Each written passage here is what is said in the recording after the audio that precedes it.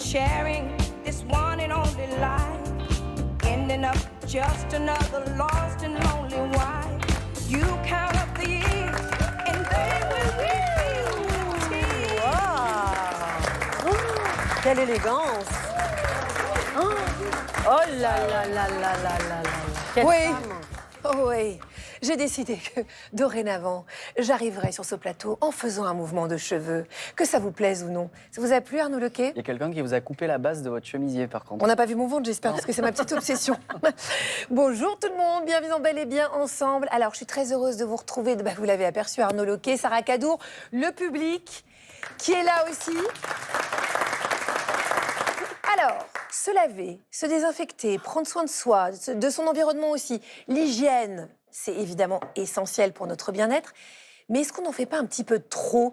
Et si, à force de vouloir tout aseptiser, notre immunité était en danger? Et si on pose la question, c'est que la réponse est peut-être bien oui. Alors ce matin, on va se poser enfin les bonnes questions. Comment on trouve l'équilibre entre la propreté et la santé? Quels sont les gestes vraiment utiles, ceux qui le sont moins? On va vous dire tout avec ce beau programme. On va partir à la rencontre de Raphaël Blot, qui a longtemps souffert de tocs sanitaires. Il va nous raconter comment il a appris à retrouver un rapport plus serein à l'hygiène. Bah oui, ça s'apprend. Il faut déjà en prendre conscience. Elle est bactériologiste. Elle nous aide à comprendre pourquoi vouloir tout aseptiser chez soi, c'est pas forcément une bonne idée. Geneviève Herry Arnaud nous rejoint pour faire le ménage entre hygiène utile et excès de désinfection. Mais vous allez halluciner, je vous préviens. Et puis, comme tous les jours, Stan sera avec nous pour une chronique qui nous parle, qui nous déculpabilise, qui nous fait réfléchir. Il y aura aussi Gillian Mussano, alias ton pote Gillian qu'on adore, qui va nous raconter sa vision de l'hygiène. C'est tout un poème, je préviens. Alors, pour nous aider à comprendre comment adopter une hygiène corporelle efficace sans tomber dans l'excès, j'ai bien sûr invité notre médecin urgentiste tout-terrain. C'est Abigail Deby qui nous rejoint.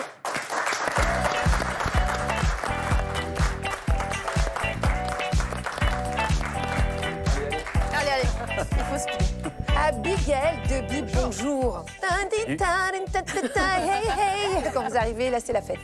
Abigail, à partir de quand l'hygiène devient une obsession et plus donc du bien-être ou une normalité? C'est vrai qu'on a quand même une tendance à la surhygiène actuellement. Oui. On multiplie les rituels, on utilise trop de produits. En moyenne, les femmes utilisent 16 produits cosmétiques différents par jour. Et ça commence très tôt, parce que les bébés, c'est 6. Donc, en fait, on perturbe notre corps, la peau, les cheveux, etc. On a nos façons de nous défendre. On a des barrières de protection naturelle contre les infections. C'est même un petit peu auto-nettoyant. Et donc, quand on utilise trop de produits, on s'expose au risque de perturber ces mécanismes naturels. Et puis, en plus, il y a des risques. Ces produits sont toxiques aussi en partie, donc on remplace un risque par un autre. Et bizarrement, on est très propre à l'extérieur et finalement dans les endroits où ça compte, par exemple à l'hôpital, on n'est pas très bon en France, notamment pour les infections nosocomiales. On a un pourcentage d'infections nosocomiales qui est supérieur à bien d'autres pays d'Europe. Donc voilà. C'est un peu paradoxal. C'est un peu paradoxal et quand vous parlez donc justement de ces produits qui contiennent parfois des mauvaises choses pour nous, on appelle ça le cocktail chimique, c'est-à-dire qu'un produit chimique plus un autre, à la fin de la journée, c'est assez terrible.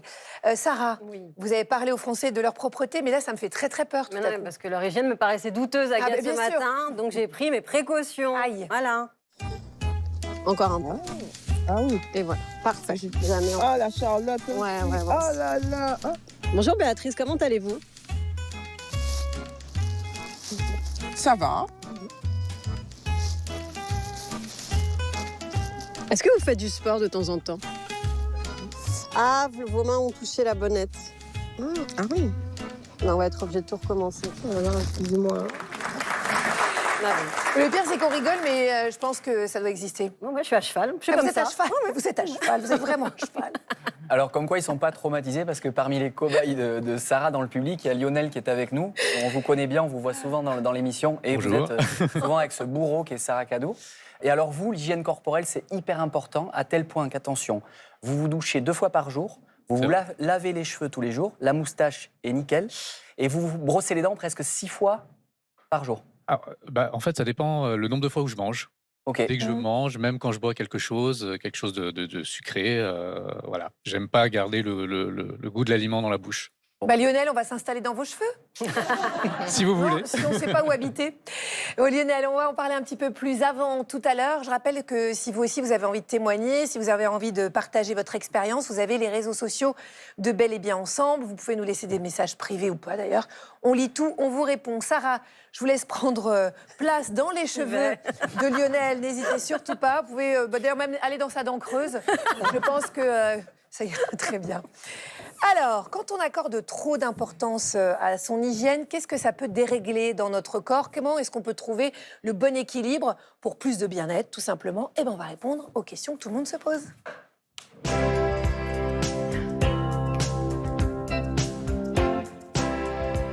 Sarah, tout le monde est propre, tout va bien? Ils ont l'air. Est-ce que je peux vous renifler pour tester? La laine? Nickel. Allons voir. On peut enchaîner, ça va. Enchaînons. Alors, niveau hygiène, on est comment aujourd'hui? Bien, une douche le matin, brossage des dents, les ongles, un petit peu, mais pas tous les jours. Il faut faire attention à soi. Je suis très stricte sur l'hygiène. Dans les transports, très important, je suis gantée. J'ai du produit pour les mains, ma petite bouteille de parfum, parce qu'il y a des gens qui sentent un peu mauvais. Donc... C'était quand la dernière douche? Ce matin. Alors moi, je suis team du soir. Et j'avoue que je comprends pas trop la team du matin. Enfin, on a passé la journée à être en contact avec des bactéries de métro. Ah, je peux pas. Et les sous-vêtements, vous les changez tous les combien? Ouais, tous les jours. Je ne peux pas aller me coucher si je viens pas de prendre la douche. Tous les jours. Important, c'est primordial. Moi, la culotte, en fait, je la change une fois par semaine, je la retourne. Comme ça, au moins, je fais pas de machine. Là, ça me tient une semaine en général. Là, ça fait 6 jours, faut que je la change. On sent à l'odeur, en fait, que c'est... Moi, je ne sens rien, là. C'est Ah ouais, qu'on est vous avez le nez dehors. bouché. Ouais. Je rigole, c'est pas vrai. Je change tous les jours. En France, on a la réputation d'être sale. Pourquoi, à votre avis? Bah, c'est peut-être plutôt parce que les rues sont sales. Bah, écoutez, regardez nos rues. Je me suis même vue ramasser des... Parce qu'il faut montrer l'exemple. Si personne ne montre l'exemple... Il me dérange. Vous jetez par terre, vous donc. Oh non, mais ça c'est rien. C'est... Ah bon? Je rigole, je vais le ramasser. Entre Arnaud Loquet et Agathe Le Caron, qui est le plus propre sur lui? Bah, je dirais Arnaud. Qui fait le plus propre? Ouais. Moi, je dirais Arnaud. Pourquoi? Il est propre, ça se voit. Et Agathe un peu moins, quoi. Enfin, elle est pas négligée, mais bon, c'est... Voilà. Mais j'adore Agathe. Elle aussi, elle va vous adorer. Oui, je vous adore.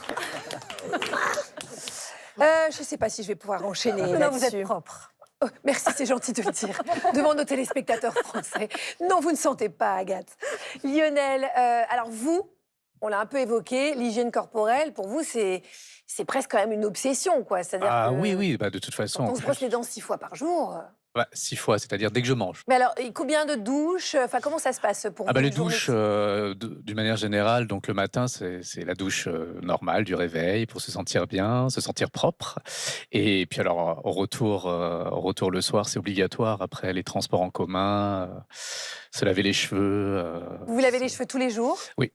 Et en fait, vous avez mis le doigt sur ce dont on va parler aujourd'hui, c'est effectivement trouver le bon équilibre entre ses besoins, son regard aussi sur l'hygiène et sur sa propre hygiène, et la façon dont on peut aussi fragiliser nos équilibres. Évidemment, on va donner toutes les réponses. Abigail Deby, quels sont les risques quand on accorde autant d'importance à son hygiène corporelle comme Lionel? Donc 2 douches, 6 brossages de dents et j'imagine des lavages de mains aussi réguliers. Le lavage de mains, oui, ça, j'avoue que là, pour le coup, c'est assez obsessionnel. C'est vrai que dès que je peux me laver les mains, je le fais.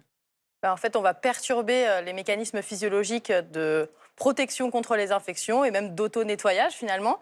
Au niveau de la peau, on a un microbiote, on a un film hydrolipidique qui protège. Est-ce qu'on peut expliquer ce que c'est qu'un microbiote en 2 mots? Alors, le microbiote, en fait, ce sont des bactéries qui cohabitent pacifiquement avec nous. Et donc, à la surface de notre peau, on en a plein qui vivent en harmonie avec nous et qui évitent à d'autres bactéries plus pathogènes, on va dire, de se développer. Donc ça, c'est un exemple. Mais il y a aussi le sébum au niveau des cheveux qui les protège, qui les graisse, etc. Mais pour les protéger aussi. Le cérumen dans les oreilles. même si c'est pas très esthétique, en fait, tout ça, ça a une fonction. Donc, quand on fait ça, en fait, on risque de fragiliser tous ces systèmes-là. Et puis, quand on a, par exemple, des pathologies chroniques, par exemple des maladies de peau, on risque aussi de les aggraver et de provoquer une sensation d'inconfort, des démangeaisons, des inflammations locales. Par exemple, la dermatite atopique, qui touche quand même 10% des adultes et 20% des enfants. Mais même l'eau, il y a certaines eaux qui sont trop traitées, qui sont calcaires et qui peuvent assécher la peau. Et après, il y a le choix des cosmétiques. Parce qu'en général, on fait ça et on utilise des produits. Comme je l'ai dit en introduction, certains produits sont toxiques, voire même cancérigènes. Et donc, on s'expose à d'autres risques en voulant être trop propre. Et bien, finalement, on se cause d'autres problèmes. Justement, on va faire le point un petit peu sur toutes vos habitudes, Lionel. Abigail, vous nous dites si ce que fait Lionel, c'est bon pour le corps ou pas. OK ? On commence par la douche. Vous prenez donc 2 douches par jour. C'est bien ou c'est pas bien ? Bonne hygiène ou sur-hygiène ? 2 douches par jour, c'est un peu trop. Évidemment, si c'est une douche à l'eau, on l'a dit, ça a peut-être un peu moins de risques. Ça dépend aussi du type de cosmétique. Dans l'idéal, en fait, il faudrait utiliser un pain dermatologique sans savon, sans parfum, avec un pH qui respecte le pH de la peau. Le pH de la peau, c'est compris entre 4,5 et 5,5. Et ce pH, il permet de limiter la prolifération de certaines bactéries. Et en fait, le risque, quand on se douche trop, c'est qu'on va détruire le film hydrolipidique, c'est-à-dire c'est un petit film qui protège la peau. Ça peut être un petit peu... Combien de douches alors ? Est-ce qu'on se douche quand même tous les jours ou pas ? Si on a envie, mais en fait, en vérité, une douche tous les 2-3 jours dans des climats tempérés, et si on n'a pas couru un marathon, normalement, ça suffit largement. On a perdu ça. Après, il y a forcément l'aspect aussi social, etc. Donc ça, c'est important. Mais en théorie, une douche tous les 2-3 jours, ça devrait suffire. Alors Lionel, il se lave les cheveux tous les jours. Là, est-ce que c'est bon pour l'hygiène ? Non, c'est pareil, c'est un petit peu trop, parce que le sébum, donc c'est produit par les glandes sébacées au niveau du cuir chevelu, puis en fait, ça descend le long des cheveux pour les protéger. Donc c'est vrai que parfois, ça peut donner cet effet un peu gras, mais en théorie... 1-2 shampoings par semaine, ça devrait suffire. Ça dépend aussi, parce que le cuir chevelu n'est pas le même pour tout le monde, la production de sébum aussi. Mais on risque aussi de perturber un petit peu cette production naturelle de sébum. Donc il y a un équilibre à trouver qui, là, pour le coup, est personnel, parce que ça dépend de beaucoup de facteurs. Et le brossage de dents, jusqu'à 6 fois par jour ? En théorie, il faudrait se brosser les dents 3 fois par jour. Et en fait, le risque, c'est la récession des gencives, donc les gencives qui remontent un petit peu, d'abrasion dentaire, de fragilisation de l'émail. Et puis, en fait, à terme, ça peut même faire saigner les gencives. Et puis, on va finir par exposer parfois le sément et la dentine. Et ça peut donner ensuite des hypersensibilités au chaud, au froid, au toucher, etc. Donc, ça a quand même des risques, en fait. Ça abîme l'émail, ça abîme les dents, ça abîme les gencives. Et pareil pour les bains de bouche que certains utilisent quotidiennement. Ces bains de bouche, ils sont trop abrasifs en fait. Ça détruit toutes les bonnes bactéries, les mauvaises certes, mais les bonnes aussi. Hein, c'est exactement. Comme les antibiotiques. Donc attention. Merci beaucoup Abigail. Alors vous pouvez retrouver, vous le savez, toutes nos solutions bien-être sur les réseaux sociaux. Arnaud, on va passer à un témoignage très très fort que vous avez recueilli. Témoignage fort mais rassurant, vous allez voir.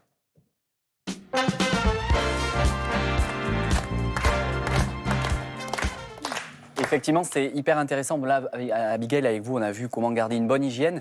Mais là, avec Marie, notre journaliste, on a eu du bol parce qu'on a recueilli un super témoignage d'une personne pour qui tous ces gestes-là, en fait, sont devenus au fur et à mesure envahissants et vraiment handicapants. Alors, vous l'avez dit, Agathe, tout à l'heure, c'est des TOC, troubles obsessionnels compulsifs. Là, c'est des TOC d'hygiène. En fait, c'est que c'est assez mal compris encore, c'est quand se laver, se nettoyer sans cesse, on le fait parce qu'on a peur d'être contaminé. Et cette personne, Raphaël, il a longtemps vécu, et le mot est fort, mais c'est ça, prisonnier de tous ces gestes.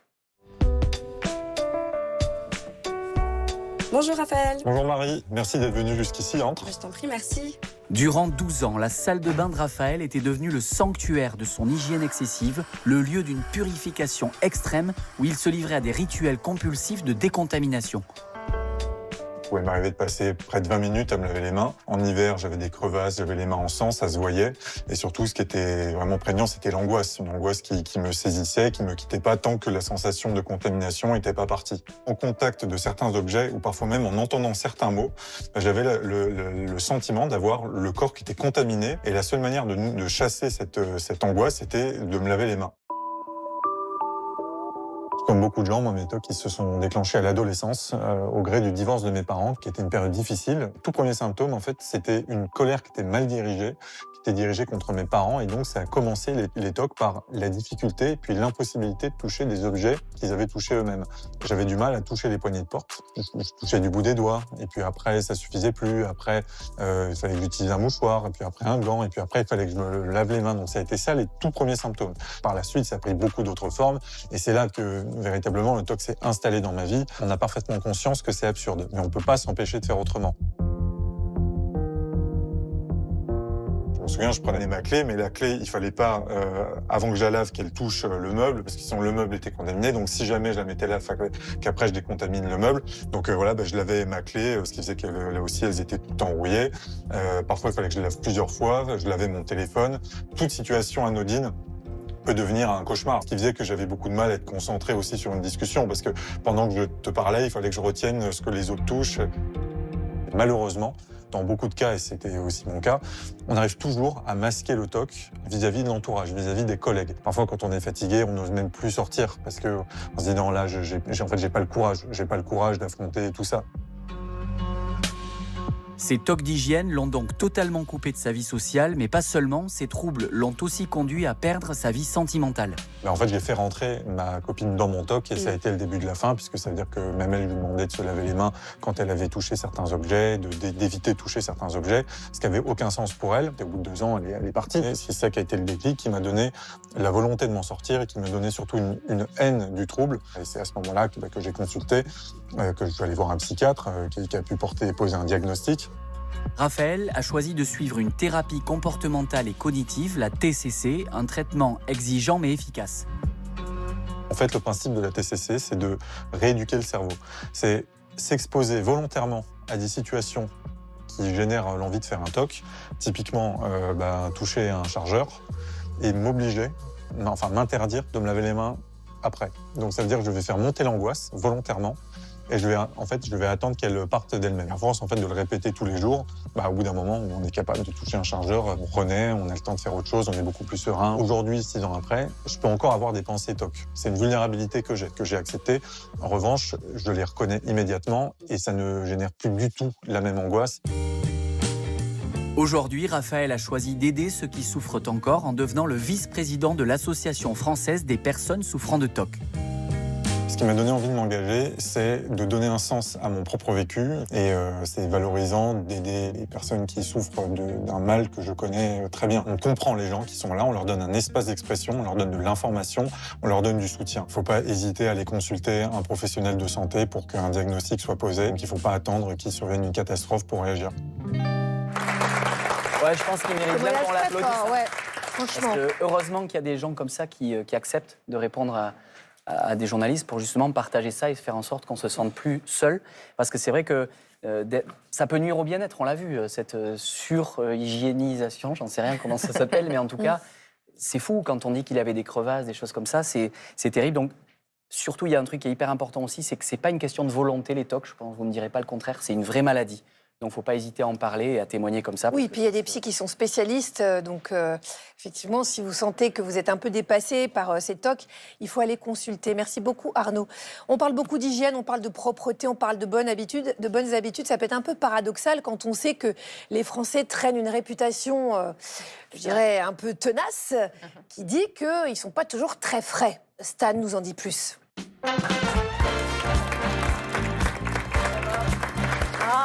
J'ai peur. Ça va, Kat? Ah non. Oui, on dit que les Français sont crades. Et c'est vrai que rien qu'à l'odeur ici, tout porte à croire que oui. Mais d'où vient ce mythe au relent nauséabond? Un peu d'histoire. Cette réputation est un héritage du XVIIe siècle. Les French baths, comme on les appelait, étaient alors la norme dans les salons de Versailles. On pensait l'eau vecteur de maladie, alors cache-misère, à la place des douches, on masquait ces effluves en s'aspergeant de parfums capiteux. Et les Anglais, de passage à la cour du roi, s'en sont fait l'écho dans toute l'Europe. Depuis, le Français conserve cette réputation de séducteur crado qui empeste à l'image de Pépé le Putois. Vous voyez qui c'est, Pépé le Putois? Le personnage des Looney Tunes. Eh bien, sachez que c'est une caricature du Français inspirée par Pépé le Moco, un truand incarné au cinéma par Jean Gabin, alors icône mondiale du 7e art français. Oui, aux yeux de tous, nous les Français, on schlingue, on est sale. Eh oui, d'ailleurs, je dois vous faire une confession. Ça fait 4 jours de suite que je porte le même slip. Ah, c'est vrai? Oui, vraiment. Regardez, c'est très simple. Recto, verso, devant, derrière. Le compte est bon. Et en plus, c'est écolo. Franchement, ça s'applaudit, non? Ah ouais, bravo. Bref, si vous me trouvez sale, attendez de voir d'où l'on vient en matière de saleté. Aujourd'hui, je vous emmène en 1986 pour vous présenter un reportage sur l'hygiène des Français diffusé sur Antenne 2 qui nous apprend qu'à l'époque, seulement 25% des Français se lavent quotidiennement. À l'époque, on change de brosse à dents en moyenne tous les 2 ans. Mais non! Si. Et 80% des 260 francs annuels que dépensent les Français pour leur hygiène corporelle sont consacrés à l'achat de déo, de fond de teint et autres artifices de camouflage. Je vous préviens, vous allez en prendre plein les narines. Les Français sont sales, crasseux, vraiment crades. Il faut savoir qu'il y a en France plus de télé que de baignoires. Toi, t'en connais des gens sales, hein? Oui, plein. Qui ça? Ben, mon tonton, ma cousine et ma tati. Tous les soirs, ils ne se lavent pas les dents, tous les matins non plus. Ils se lavent pas du tout. Même quand on va chez les gens. C'est une vraie balance. Cela dit, il n'a pas besoin d'outer ses proches parce qu'en 86, qu'on se le dise, pas de tabou en termes de saleté. On s'assume face caméra, car pour les Français, la crasse, 1, ça tient chaud en hiver. 2, c'est terriblement sexy. C'est pas moi qui le dis, c'est lui. Vous lavez pas le matin? Non, pas le matin. Le soir? Non, non plus le soir. Une fois par semaine? Non. Je vais vous avouer une chose, ça va faire 33 jours et 4 heures que je me porte les mêmes fringues. Pourquoi? Parce que je me sens bien dans ces fringues-là. Je suis bien comme ça, je suis en basket, j'ai que 2 paires de chaussettes pour l'année et c'est impeccable. Avec les filles, comment ça se passe? Avec les filles, c'est que bon, il y a des filles qui adorent ça, hein. Un mec qui est inodore, incolore, il passe pas. Moi, bon, quand j'arrive quelque part, de toute manière, que ce soit par l'odeur ou par n'importe quoi, on me remarque. Tu m'étonnes. Ben ouais, Oui, moi. tu m'étonnes. Cet homme est un génie. Il a trouvé la recette du filtre d'amour. Puer, tout simplement. Et à l'entendre, c'est à se demander si on ne serait pas devenu un peu trop hygiéniste en amour. Voilà, je pose là, vous en faites ce que vous voulez, et puis on se revoit... Attendez, excusez-moi, c'est quoi ça? Ah, c'est le chewing-gum d'Arnaud? Ouais. Ah, super, faut pas gâcher, hein, je le prends. Oh non, ouais, bientôt. arrêtez. Salut. Ouais. Oh, je vais plaire, moi. Oh là là, mon Dieu. Ça, en revanche, vous voyez, je ne peux pas. Sarah, vous vouliez intervenir, mais je comprends votre urgence. Oui, non, pas moi, ça vous déçoit. C'est Ah pas oui. moi qui veux poser une question, c'est Solène. Ah, Solène, on vous écoute. Oui, en fait, je me demandais, parfois, il y a des personnes qui ont des très fortes odeurs de transpiration. Et est-ce que c'est dû à un manque d'hygiène et qu'est-ce qu'on peut faire quand ça arrive? Alors non, on peut avoir des fortes odeurs corporelles et être propre. En fait, les odeurs de sueur, elles arrivent quand les bactéries décomposent certains composés de la sueur. Et donc, ça n'a pas grand-chose à voir avec l'hygiène. En plus, il y a une partie génétique, c'est-à-dire le nombre de glandes sudoripares, le pH de la peau et tout ça. C'est en partie génétiquement déterminé. En général, ce qu'on conseille, c'est déjà de porter des vêtements qui limitent un petit peu les odeurs, donc du coton, du lin. Au niveau de l'alimentation, il y a des choses qui vont se retrouver dans la sueur et qui vont la pimenter un petit peu. Le piment, justement, le cumin, le curry, l'ail, l'oignon, l'alcool, la charcuterie, la viande, tout ça, ça fait sentir la sueur aussi. Et après, on recommande plutôt d'utiliser des déodorants plutôt que des antitranspirants, parce qu'ils vont boucher les glandes sudoripares avec les sels d'aluminium, et ça, c'est pas très bon. Donc plutôt des déodorants naturels. Il y a la pierre d'Alain, il y a les huiles essentielles comme la sauge. Donc ça, c'est bon. Bon, eh bien écoutez, bisous. Après le corps, on va parler d'environnement, de notre environnement, parce qu'il y a la maison, les objets, les surfaces du quotidien. Est-ce qu'il faut tout nettoyer? Est-ce qu'il faut tout désinfecter? Vous allez voir, c'est pas forcément les réponses auxquelles vous vous attendez. On accueille Geneviève Herry-Arnaud, qui est enseignante-chercheuse en bactériologie.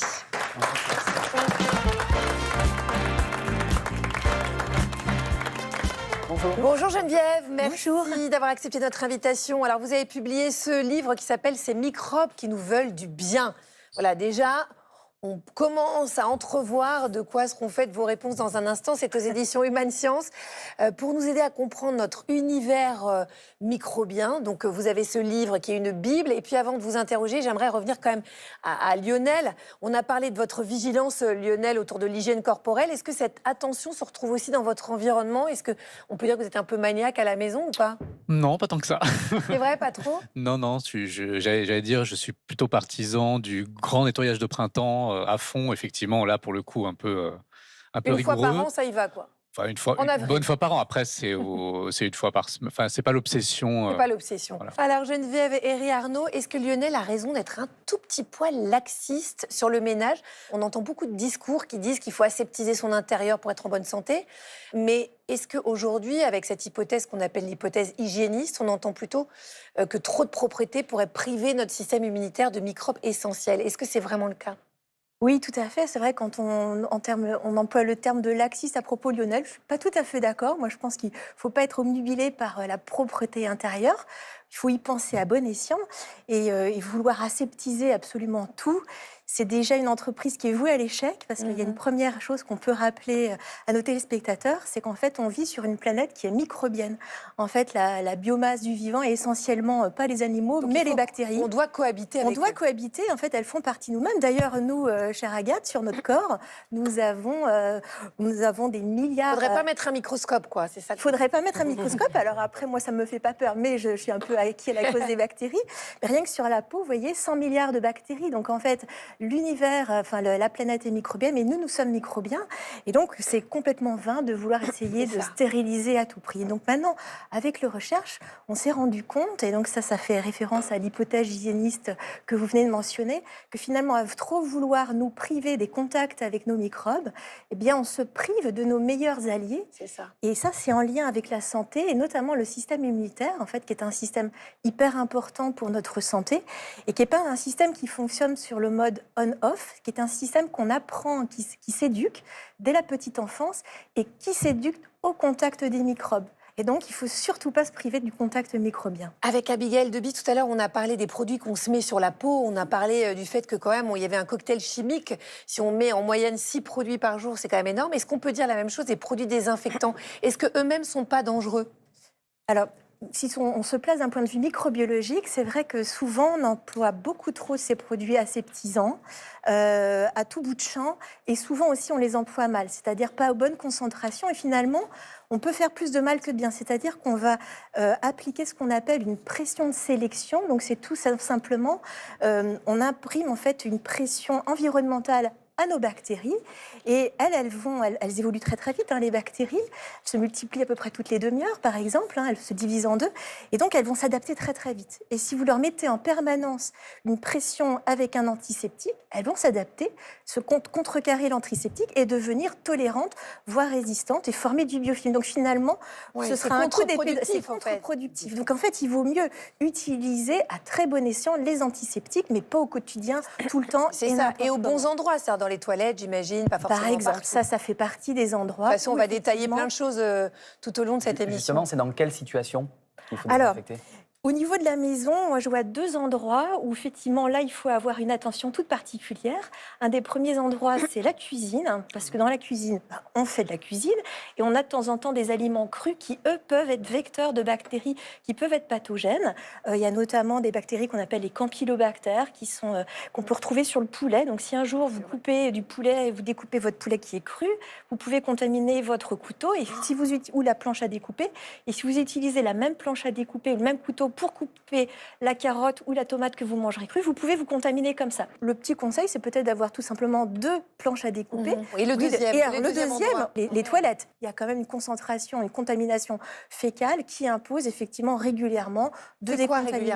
Régulièrement. Alors après, moi, j'ai pas de préconisation en termes de dosage d'antiseptique, mais on va dire au moins une fois par semaine, faire un ménage complet de ces toilettes. Et particulièrement, et je pense que c'est vraiment le message qu'il faut retenir, quand on est malade. En fait, c'est quand dans un foyer, quelqu'un a une gastroentérite, là, pour le coup, il faut vraiment mettre le paquet et c'est péter la javel, les gars. Voilà, c'est ça. En cas de gastro, faites péter la javel. Arnaud, alors de votre côté, vous êtes interrogé sur l'hygiène de plusieurs objets de notre quotidien. On va donc détailler ça ensemble.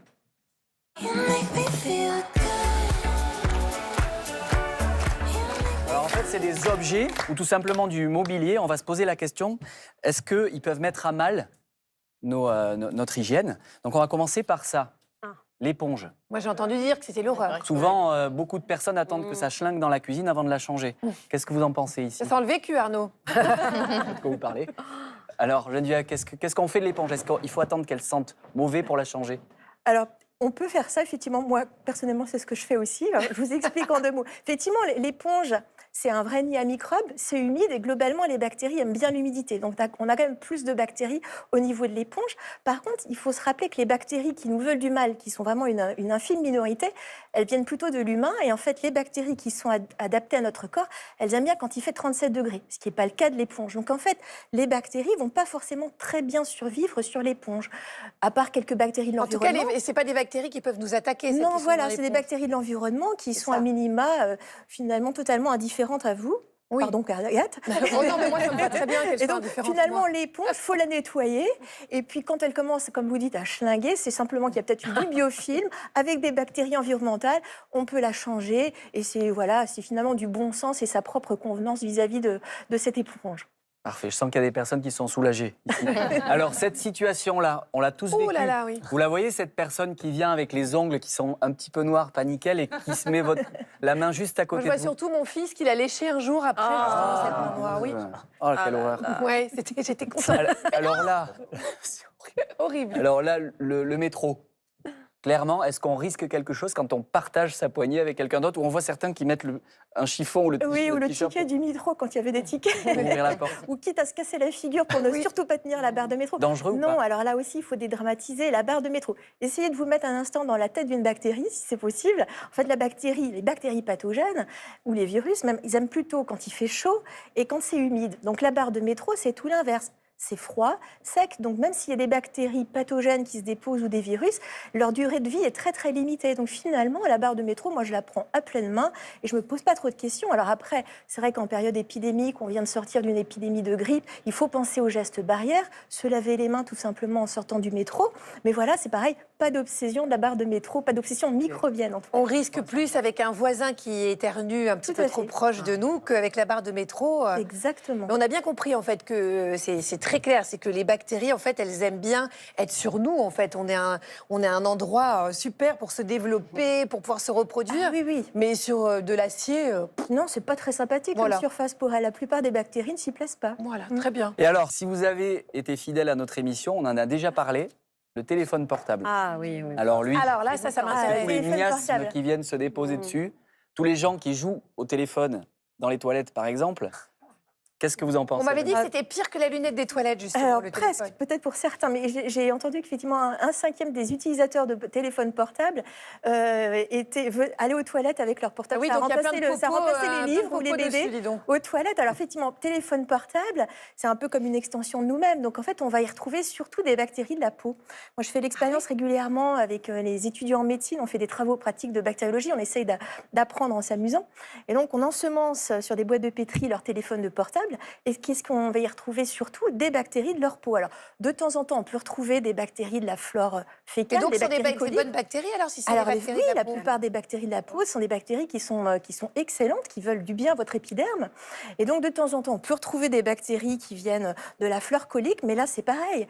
Le téléphone portable, c'est une surface inerte, il fait plutôt froid, donc elles vont pas forcément y vivre très longtemps. Donc là, c'est pareil, il faut un peu dédramatiser les choses. C'est On beau, là. s'en fiche du popo sur le téléphone. C'est beau, là. C'est tellement On était bien là en dit. train de s'obséder, mais pas du tout. Mais après, on peut prendre un bon bouquin aussi. Hein. Oui, c'est ça, oui, ça serait mieux d'ailleurs. Essayons quand même de nous déconnecter, donc pas besoin de se compliquer la vie. Sarah, vous avez fait un test pour nous ces dernières semaines et que vous vouliez en parler évidemment, parce que c'est un test très sérieux. C'est la douche, voilà. Non, c'est la douche soit le matin, soit le soir. J'ai alterné en fait, Abigail. J'en ai pris le matin, le soir, pour voir quelle était la douche la mieux pour mon hygiène. Et je sais pas. Donc, c'est quoi? C'est mieux le matin, le soir? Les deux ont des avantages. En fait, le matin, c'est vrai qu'il y a cette sensation un petit peu de se décrasser après la nuit, la sueur, etc. Et puis, ça donne un coup de boost naturel qui peut faire qu'on va avoir de l'énergie pour la journée. En termes d'hygiène, ça ne change pas grand-chose. Oui. Le soir, effectivement, quand on vit dans des grands centres urbains, qu'il y a eu la pollution, etc., ça peut provoquer... ça peut être intéressant quand même de se décrasser avant d'aller au lit, notamment si on est allergique, je l'ai dit tout à l'heure. Après, c'est aussi très variable. Il ne faut pas non plus obséder sur des rituels. Ça dépend de notre vie. Notre vie, elle n'est pas non plus immuable. On a une vie sociale, on a des choses à faire, on fait de l'activité physique, etc. Donc, en fait, c'est à chacun de varier. On n'est pas obligé d'être très, très obsessionnel sur l'horaire de la douche, quoi. Merci. C'est ce qui vous fait du bien, mon Sarou. Oui, c'est ça. Oui, vous inquiétez pas. Merci beaucoup, Abigail Deby. On vous laisse à vos patients. Alors, il y en a un ce matin qui pousse un coup de gueule sur l'hygiène. C'est notre ami Gillian qu'on va accueillir tout de suite.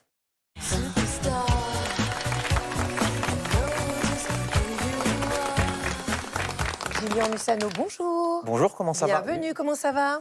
Eh ben, ça va très bien. Je me sens un peu comme à la maison, là. C'est normal, troisième vous êtes fois. chez vous. Ouais, mais sans ma femme. Et c'est pas désagréable, Ouais. je vais pas vous cacher. C'est toujours un plaisir de venir sur ce plateau. Alors aujourd'hui, on parle d'hygiène, évidemment. C'est quand même un truc qui est vachement important au quotidien. Et à la question, est-ce que l'hygiène fait partie du bien-être? Moi, je vous réponds directement, oui.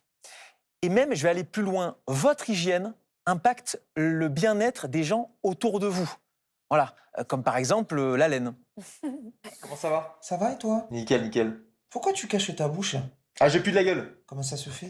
Bah en fait, j'ai pas pu me laver les dents ni ce matin ni hier soir parce que j'ai plus de dentifrice et j'ai pas eu le temps d'en acheter entre-temps. Donc là, c'est l'enfer. Pas si dramatique que ça. Ah si, vraiment, c'est horrible. Hein. Allez, lève ta main. Alors, je t'aurais prévenu. Hein. T'inquiète pas. Ok.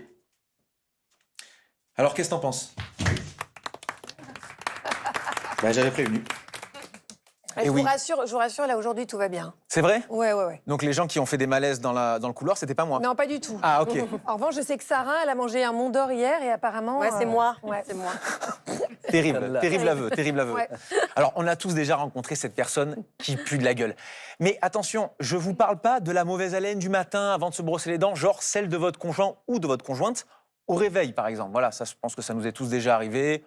Moi, ce matin, par exemple, mais c'est pas le sujet, évidemment. Là, je vous parle d'une odeur qui est tellement forte qu'on est capable de la voir à l'œil nu. Ce qui n'est pas normal, je tiens quand même à le rappeler. Hein. On parle de cette personne qui non seulement a un rat mort dans la bouche, mais en plus vous parle en mettant son visage à 5 cm du vôtre, comme si ça allait vous permettre de mieux comprendre les choses. Alors qu'au mieux, ça va vous faire vomir, au pire, ça va vous provoquer un malaise. Voilà. Autre chose qui est important dans l'hygiène, c'est évidemment notre peau. Voilà, il faut en prendre soin. Et sur ce point, je dois l'avouer, la jante féminine a encore un peu d'avance. C'est quoi cette valise là? Bah, c'est tous mes produits pour le voyage. Attends, t'es en train de me dire que t'as besoin d'une valise entière pour transporter tous tes produits? Bah oui, mon amour, regarde, entre le shampoing, l'après-shampoing, les crèmes, le sérum, le nettoyant visage, l'huile pour visage, le gel douche, oui, j'ai besoin d'une valise entière. Pourquoi ils sont où tes produits, toi? Là. Attends, tu vas me dire que t'as tout fait rentrer là-dedans? Ouais. Comment c'est possible?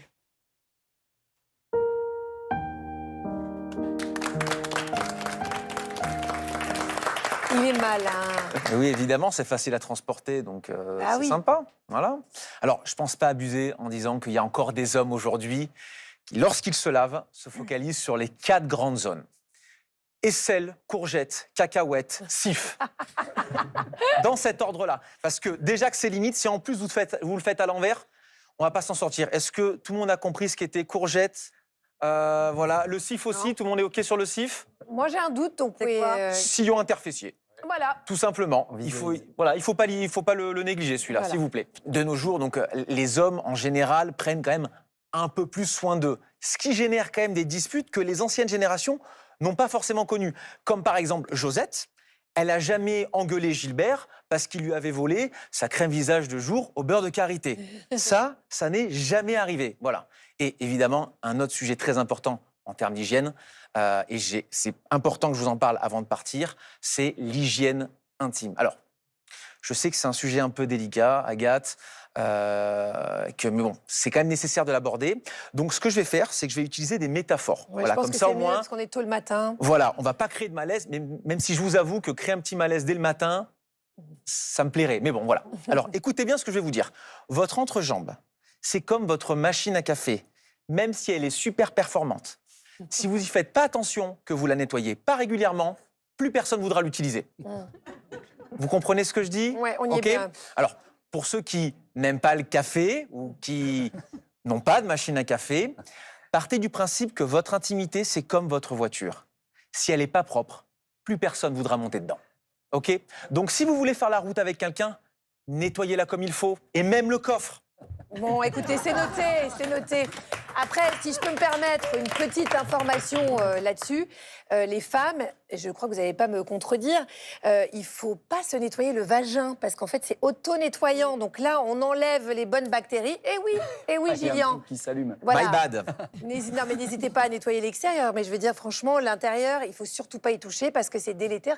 On est d'accord, c'est ça qui donne en fait les maladies, les irritations et... Ah oui, complètement. Il faut absolument préserver sa flore vaginale. C'est pour la santé des femmes, c'est essentiel. C'est essentiel. Donc arrêtez de vous mettre du savon dedans, hein, Sarah?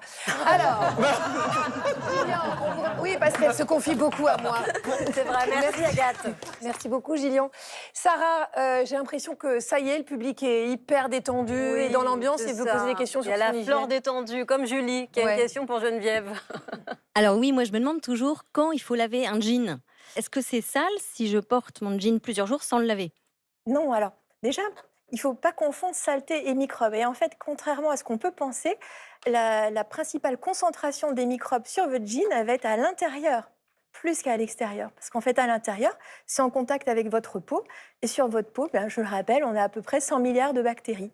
Donc finalement, votre jean est surtout colonisé par vos propres bactéries qui sont essentielles à votre bonne santé. Donc après, c'est plus une question de convenance personnelle. Mais les bactéries que vous allez attraper au contact de l'environnement, elles ne vont pas forcément rester très très longtemps sur votre jean parce que c'est plutôt une surface pas très sympathique quand on est une bactérie. Merci 1000 fois Geneviève. Vous savez tout sur l'hygiène. Geneviève et Arnaud, merci d'avoir accepté notre invitation parce qu'on a appris plein de choses grâce à vous. Je rappelle votre livre « Ces microbes qui nous veulent du bien ». C'est aux éditions Humaine Science. Merci à vous, Gillian Mussano. Vous laisse retourner dans les bras de votre femme. C'est gentil. Elle en a de la chance quand même. C'est surtout vous, j'ai l'impression. Bel et bien ensemble, c'est fini pour aujourd'hui. Merci beaucoup, ma petite Sarou. Merci Arnaud. On se retrouve demain, 9h55. Et n'oubliez pas, en matière d'hygiène, c'est l'équilibre qui compte. Voilà. Et puis aussi son ressenti et tout ça. Bonne journée sur France 2.